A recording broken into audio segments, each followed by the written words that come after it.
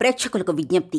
ఈ కార్యక్రమంలోని ప్రతి అంశం విషయ పరిజ్ఞానం కోసమే, ఎవరిని ఉద్దేశించినవి కావు. ఇందులో సూచనలు, సలహాలు కేవలం పాల్గొన్న వారి వ్యక్తిగత అభిప్రాయాలు మాత్రమే. ప్రేక్షకులు విజ్ఞతతో గ్రహించి వారి సూచనలు పాటించడమా లేదా అన్నది మీ వ్యక్తిగత నిర్ణయం. ఇందులో ఏ విధమైనటువంటి వ్యక్తిగత ఫలితాలకు గాని, వ్యక్తిగత లావాదేవీలకు గాని ఛానల్ యాజమాన్యానికి, సిబ్బందికి ఏ విధమైన సంబంధము, బాధ్యత లేదు. ప్రేక్షకులు గమనించగలరు. ధన్యవాదములు.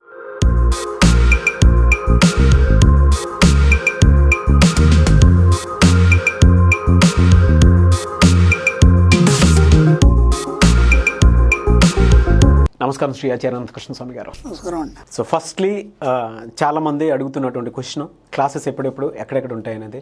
అండ్ ఈ మధ్య రీసెంట్గా మీరు చెప్పడం జరిగింది స్పెషల్ క్లాస్ కూడా ఉంటుంది అని. దాని డేట్ కూడా ఒకసారి చెప్తే. అక్టోబర్ 3వ తారీఖు మనం బెంగళూరు అనుకున్నాము. కొన్ని అనివార్య కారణాల వల్ల అది పోస్ట్ పోన్ అయింది. దాన్ని మనం 24 అక్టోబర్కి చేస్తున్నాం. 24 అక్టోబర్ బెంగళూరులో క్లాస్ ఉంటుంది. అలాగే అక్టోబర్ 10వ తారీఖు వైజాగ్లో ఉంటుంది క్లాస్. అక్టోబర్ 10వ తారీఖు వైజాగ్లో ఉంటుంది. అక్టోబర్ 17 తారీఖు మళ్ళీ హైదరాబాద్లో ఉంటుంది. అక్టోబర్ 24 బెంగళూరులో ఉంటుంది. అక్టోబర్ 31 తిరుపతిలో ఉంటుంది. నవంబర్ 17కి విజయవాడలో ఉంటుంది. నవంబర్ 7కి మళ్ళీ విజయవాడలో క్లాస్ ఉంటుంది. ఈ షెడ్యూల్ మనకు అక్టోబర్ మొత్తం కూడా ఫుల్ఫిల్ అయిపోయింది. కాబట్టి మీరు వచ్చేవాళ్ళంటే తొందరగా ఎన్రోల్ చేసుకోండి. దాంతోపాటు స్పెషల్ క్లాస్కి ఆల్రెడీ రష్ ఫుల్ అయిపోయింది. దానికి అంతకంటే ఏం చేయలేము. ఏమన్నా రిక్వెస్ట్ మీద ఏమన్నా మీకు సీట్లు దొరికితే చూసుకోండి, అంతకంటే ఏం లేదు. ఎందుకంటే మనం ఆల్రెడీ 3 months బ్యాక్ నుంచి మనం చెప్తున్నాం దాని గురించి. మేము వాళ్ళని తొందరగా ఎన్రోల్ చేసుకొని చెప్పాము. ఎలా ఉంటుందంటే హడావుడి అంత అయిపోయిన తర్వాత చివరిలో మనం హడావుడి చేస్తాం. ఒక నెంబర్ జస్ట్ కాల్ చేసేసి నేను వస్తున్నా అని చెప్పేసి అయిపోతుంది. దానికి కూడా మనకేంటంటే చూద్దాంలే పోదాంలే అని చెప్పేసి టైం అంతా వేస్ట్ చేసుకొని చివరి టైంలో హడావుడి పడేస్తాడు.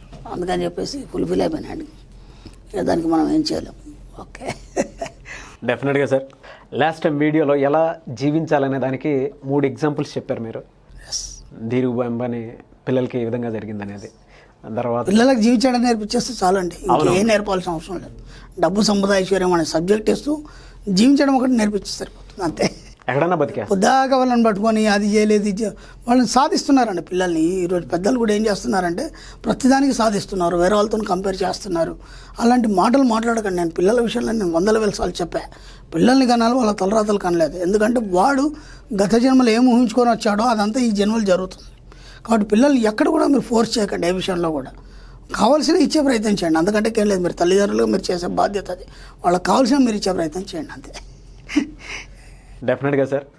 326వ మనీ మంత్ర వీడియో, ఇందులో ఏం చెప్తున్నారు? మనం ఒక కంపెనీలో కానీ, లేదంటే జీవితంలో కానీ, లేకపోతే ఒక కాంపిటీషన్లో కానీ మనకు 2 ఉంటాయండి. ఒకటి విజయం, 2 అపజయం. అవును. ఒకటి 2 విజయం, అపజయం. మనం ఎక్కడైనా ఇవి 2 బేరీ వేసుకుని లైఫ్ అంతా ముందుకు తీసుకెళ్తాం. అందుకని మీరు ఎదగడం లేదు. ఎందుకంటే ఒక సక్సెస్ సాధించినప్పుడు నేను గెలిచాను అనుకుంటున్నారు. ఒక ఫెయిల్యూర్ కాగానే మళ్ళీ మీరు నీరసపడిపోతున్నారు. అర్థం, నీరసపడిపోతున్నారు. మళ్ళీ స్టార్టింగ్ నుంచి మళ్ళీ పరిగెత్తడం అవుతుంది. మళ్ళీ స్టార్టింగ్ నుంచి ఎంత కష్టం అది. అప్పటికే పరిగెత్తి అలసిపోయామే. మళ్ళీ స్టార్టింగ్ నుంచి పరిగెత్తాలన్నప్పుడు మీకు ఎంత ఇబ్బంది అవుతుంది, అది ఒకసారి ఆలోచించు. ఇలా ఎన్నిసార్లు పడిపోతారు. ఒకసారి గెలిచారా మళ్ళీ పడిపోవడం, గెలిచారా మళ్ళీ పడిపోవడం, మళ్ళీ ప్రతిదానికి కాంపిటీషన్లో ప్రతి దగ్గర ఓడిపోవడమే జరుగుతుంది. 10 సార్లు ఓడిపోతే ఒక్కసారి గెలుస్తున్నారు. మనం కొన్ని వర్డ్స్ చెప్తాం, ఎన్నిసార్లు అయినా సరే ఓటమికి భయపడకు. ఇట్లాంటి మాటలు, డైలాగులు దేనికి పనికిరావు అని. అర్థమైందా? మీ లక్ష్యం కోసం గట్టిగా పనిచేయండి. మీ సంకల్పం ఇవన్నీ ఏం పనిచేయవు. కాబట్టి మీ యొక్క డిక్షనరీలోంచి గెలుపు, ఓటం అనే పదాలని తీసేయండి. గెలుపు, ఓటం అనే పదాలని తీసేయండి. ఎందుకంటే మీరు ఇక్కడ పుట్టడం అనేది గెలవడం కోసం పుట్టలేదు, మీరు ఓడిపోవడానికి కోసం పుట్టలేదు. మరి ఎందుకు జన్మ తీసుకున్నారు? ఇక్కడ నిరంతరం మీరు ఎప్పుడూ కూడా ఒక ఉన్నత స్థితిలో ఉండడానికి మీరు జన్మ తీసుకున్నారు. దాన్ని సృష్టించుకోండి, సరిపోతుంది. ఆ 2 పదాలని తీసేసుకొని అక్కడ క్రియేషన్ అనేదాన్ని మీరు పెట్టుకోండి. అంటే ఓడిపోవడం, గెలవడం అనేది తీసేసి ఆ ప్లేస్లో మీరు క్రియేషన్ అనే పదాన్ని మీరు పెట్టుకోండి. అంటే మీరు ఏం చేయాలి? 24 గంటలు కూడా మీ జీవితాన్ని ఉన్నతంగా ఊహిస్తూ అంతకంతకంతగా ఊహిస్తూనే పోవాలి. ఎప్పుడైతే మీరు ఆ సృష్టించుకుంటున్నారో, ఆ సృష్టించుకోవడంలో మీకు అపజయం లేదు, విజయం లేదు. ఈ పదాలని పెట్టుకున్నారు కాబట్టి మీ లైఫ్లో డిస్టర్బెన్స్ అనేది వస్తుంది. అంటే ఒడిదుడుకులు రావడం కానీ, లేకపోతే ప్రతి దగ్గర మన కాంపిటీషన్ ఎదురు కావడం లేదు. మీరు ఏమనుకున్నారో అది అయిపోయినారు, అంతే. ఇంకక్కడ మళ్ళీ ఓటమేముంది. ఫలానా నేను గేమ్ గెలిచేశారు అంతే. ఇంత సంపాదించేశారు. ఇది కొనాలనుకున్నారా, కొనేశారు. ఇంకా మళ్ళీ అక్కడ ఓటమి ఎక్కడ ఉంది, అపజయం ఏంటి, జయం ఏంటి, ఆ పదాలే లేవు కదా అక్కడ. ఇది చాలామందికి తెలియదు. చాలామందికి తెలియకుండా ఏం చేస్తున్నారంటే ప్రతి దగ్గర కాంపిటీషన్ వీళ్ళే పెట్టుకుంటున్నారు. ప్రతి దగ్గర నన్ను మించిన వాళ్ళు ఉన్నారు అక్కడ, వాళ్ళని నేను ఎదుర్కోవాలంటే నీకు ఒక భయం అనేది స్టార్ట్ అయిపోయింది. ఎందుకంటే ఇప్పుడు ఒక వ్యక్తి గురించి మనం ఎన్నోసార్లు విన్నాం, వాడిని అధిగమించడం అంటే మాటలు కాదు. ఎందుకంటే ఒక గేమ్ తీసుకున్నప్పుడు ఆ వ్యక్తి యొక్క స్పీడ్ కానీ, ఆ యొక్క బాడీ యాటిట్యూడ్ కానీ, హైట్ కానీ, లెంత్ కానీ, వెడ్త్ కానీ, ఇవన్నీ మనకు ఒక పరిగణలో తీసుకొని మనకు ఒక బోర్డు మీద దాన్ని రిప్రజెంట్ చేస్తారు. అవును. ఇప్పుడు దానికి సరిపడని లేదు బాడీ కానీ, అది కానీ. ఇప్పుడు సచిన్ టెండూల్కర్ తీసుకోండి, ఆయన హైట్కి అంత చేశాడంటే అది సరిపోదు. అవును కదా, ఆయన మించిన హైటు చాలా దృఢంగా ఎంతోమంది ఉన్నారు. మరి ఆయన ఎందుకు సాధించాడు? ఇప్పుడు ఆయన ఎవరిని పరిగణలోకి తీసుకోలేదు, ఎవరి గురించి ఆలోచించలేదు, నేను ఓడిపోతానా గెలుస్తాననే ఆలోచనలు కూడా లేదు. ఆయన అనుకున్న ఒక దృష్టిలో ఉంది, దాన్ని సృష్టించుకున్నాడు, దానికోసం సాధించేశాడు. సింపుల్. అర్థమవుతుందా? అనుకున్న సాధించడం కోసం జయం అపజయంతో నీకు సంబంధం లేదు. కాబట్టి మీ డిక్షనరీలోంచి గెలుపు ఓటములు అనేవి ముందు తీసేసి మీకు ఏం కావాలనే దాన్ని మీరు సృష్టించుకోండి. సృష్టి అనేది ఎంత అద్భుతంగా ఉంటుందంటే, ఇంత గొప్ప క్రియేషన్ అంటే ఇప్పుడు ఈ సృష్టి అంతా కూడా మొదలైంది కూడా ఒక ఆలోచనతోనే. అవును, బాగా గుర్తుంచుకోండి. ఒక ఆలయం కట్టాలి, లేదా ఒక ఇల్లు కట్టాలి, ఒక మంచి కన్స్ట్రక్షన్ చేయాలి, ఇవన్నీ కూడా మీ ఆలోచనలనే సృష్టి ద్వారా బయటకు వచ్చాయి. ఇంత గొప్ప పనులు జరిగినప్పుడు మీ జీవితాన్ని మీరు సృష్టించుకోవడం అనేది చాలా ఈజీ. అది ఎప్పుడైతే మీకు తెలుస్తుందో ఇక మీ ప్రపంచంలో గెలిపోవడం లేవు, ఏది కూడా మీకు అసాధ్యం అనేది లేదు. కాబట్టి ఎంత వీలైతే అంత మీ డిక్షనరీలోంచి ఫస్ట్ నేను గెలుపు ఓటములు లేకపోతే సక్సెస్ అన్సక్సెస్ ఈ పదాలని ఫస్ట్ తీసేయండి. తీసేస్తేనే మీకు సృష్టి అనేది జరగడం మొదలవుతుంది. మీరు తీయగానే సృష్టి అనేది జరగడం. సృష్టి అనేది ఎప్పుడు స్థిరంగా ఉండదు, ఇది బాగా గుర్తుంచుకోండి. అంటే ఇప్పుడు మన శరీరంలో ఎన్నో కణాలు ఉన్నాయండి, అవి నిరంతరం కొన్ని చనిపోతే మళ్ళీ ఉత్పత్తి జరుగుతుంది. 15 రోజులకు ఒకసారి పాత కణాలన్నీ పోయి కొత్త కణాలు వస్తాయని చెప్పేసి మన సైన్స్ చెప్తుంది. అలా ఈ సృష్టి మీద ప్రతిదీ ఏదైనా సరే స్థిరంగా ఉండజాలదు, అది ఎప్పుడు ప్రజ్వలిస్తూనే ఉంటుంది. కాబట్టి నీ ఆలోచనలు కానీ, నీ యొక్క యాటిట్యూడ్ కానీ, నీ యొక్క యాక్టివ్నెస్ కానీ, ఇవన్నీ కూడా నీ లోపల ఉన్నటువంటి ఏవైతుందో అవన్నీ కూడా మీ సృష్టించుకోవడానికి ఉపయోగపడడానికి మీ ఆలోచనలు చేయండి. అవన్నీ ఏం చేస్తాయంటే నిరంతరం సృష్టి చేస్తాయి.